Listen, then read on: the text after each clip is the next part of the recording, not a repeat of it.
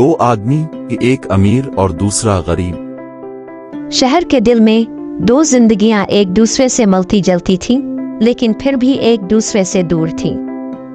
एक तरफ रिचर्ड था, जो सनतकारों की नस्लों से बनाई गई दौलत का वारिस था।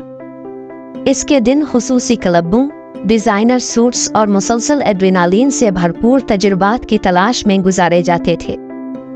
शहर पर नजर आने वाला इसका पेंट हाउस अपार्टमेंट उसकी दौलत का एक नमूना था। दूसरी तरफ दानियाल था, जो शहर की अंधेरी गलियों में घूमता फिरता था। इसके दिनों का गुजारा मुश्किलात से भरा हुआ था। इसका घर एक पुरानी और तंग इमारत का एक कमरा था, जो रिचर्ड की ऐशो आराम की जिंदगी से बिल्कुल मुख्तलिफ था।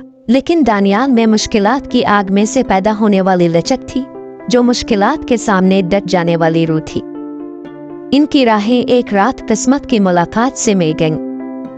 बिजली की बंदिश ने पूरे शहर को अंधेरे में डाल दिया, जिससे वो वाज़े तफावुत सामने आए जो सतह पर छुपे हुए थे। रिचर्ड अपने लिफ्ट में फंस गया और उसे दानियाल पर इन्हिसार करना पड़ा, जो एक तजर्बाकार बिजली मरम्मत करने वाला था। महदूद जगह में समाजी दर्जे से जुदा हुए ये दोनों आदमी अपनी मुश्तरका कमजोरी में एक मुश्तरका जमीन तलाश कर रहे थे। जैसा जैसा वक्त गुजरता गया, उन्होंने एक दूसरे को अपनी कहानियां सुनाई। उनकी जिंदगियां एक ही शहर के मुख्तलिफ अब्वाब की तरह खिल गईं। रिचर्ड ने पहली बार उन बेनाम लोगों के पीछे इंसानियत को देखा जिन्हें वो अक्सर नजरअंदाज करता था। दूसरी तरफ दानियाल ने एक ऐसी दुनिया दरियाफ्त की जिसकी इसने सिर्फ तसव्वुर किया था, एक ऐसी दुनिया जो फायदा और ज्यादती से भरी हुई थी, जो अजनबी और दिलकश दोनों थी।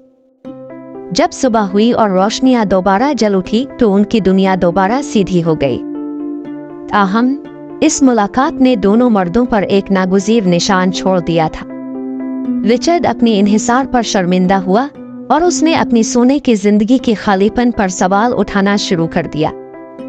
दानियाल ने एक मुख्तलिफ हकीकत की झलक देखकर अपनी हालत से ऊपर उठने का नया अज़्म पाया। उनकी राहें दोबारा जुदा हो गईं, लेकिन वो शहर जो उन्हें एक दूसरे के करीब लाया था, हमेशा उनकी दुनियाओं के दरमियान एक पिल रहेगा।